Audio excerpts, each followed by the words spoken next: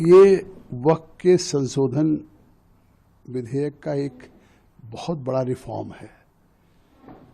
एक वाकिफ जिस मंशा से वक्फ को करता है कि हमारी इस प्रॉपर्टी को हम गॉड के नाम पे, अल्लाह के नाम पे वक्फ कर रहे हैं और इस वक्फ की आमदनी से गरीब को, पसमानदा को, ख़वातीन को, अनाथ को, बच्चों को, महिलाओं को, विधवाओं को इसका फ़ायदा मिलेगा। तालीम में या उनके हेल्थ में या और मदद मिलेगी।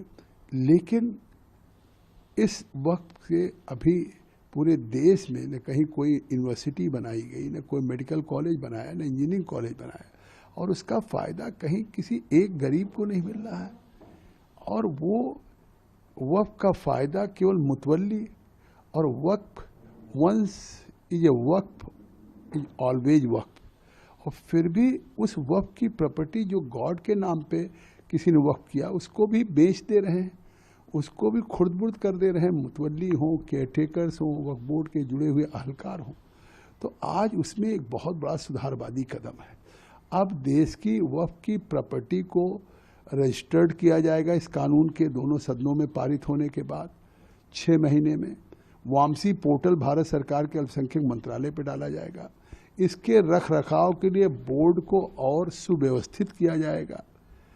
उस बोर्ड के साथ साथ उसके इनकम की ऑडिट करेगी सीएजी के द्वारा नियुक्त किए हुए ऑडिटरों के द्वारा। तो इस सरकार का ये अमेंडमेंट का खास उद्देश्य था कि वक्फ की प्रॉपर्टीज का ठीक से उसका एडमिनिस्ट्रेटर हो और उसके इनकम का फ़ायदा गरीब मुसलमान को मिले। अब आज ये कांग्रेस पार्टी हो, समाजवादी पार्टी हो, डीएमके हो, तृणमूल कांग्रेस हो, किस तरह से विरोध कर रही है।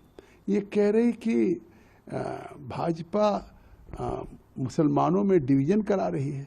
तो इसका मतलब है कि अगर इस विधेयक से गरीब मुसलमान को, पसमानदा मुसलमान को, महिलाओं को वक्फ बोर्ड में अगर हम वहाँ पे मेंबर बना रहे हैं, जो अभी तक वक्फ में न महिलाएं थीं और न पसमानदा, न ओबीसी, न गरीब, तो ये तो एक नया अध्याय शुरू हो रहा है कि उस वक्त में सबका सहभागिता, सबकी हिस्सेदारी होगी।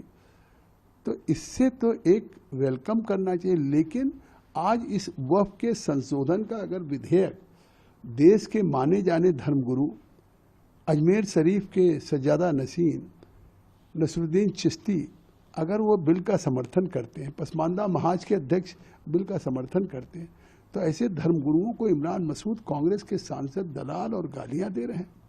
और इसके बाद राहुल गांधी चुप हैं। राहुल गांधी उस पर कोई कार्रवाई नहीं कर रहे हैं। तो राहुल गांधी अगर ये समझते हैं कि हमारे लिए मुसलमान वोट बैंक है, हम इस सुधारवादी कदम के भी, वक्फ का भी हम विरोध करेंगे, अनकॉन्स्टिट्यूशनल है। तो अनकॉन्स्टिट्यूशनल तो वो था जब मनमोहन सिंह की सरकार के द्वारा तैयार किए गए विधेयक को उन्होंने फाड़ा था, वो अनकॉन्स्टिट्यूशनल था। और आज इसको अनकॉन्स्टिट्यूशनल करें। अनकॉन्स्टिट्यूशनल वो था कि 2014 के चुनाव में वोट लेने के लिए 3 दिन पहले कैबिनेट डिसीजन करके दिल्ली की 123 प्रॉपर्टी जो ब्रिटिशर्स ने राजधानी के लिए एक्वायर किया था उसको वक्फ बोर्ड को देने का फैसला कर दिया। तो वो तुष्टीकरण था तमाम जगह।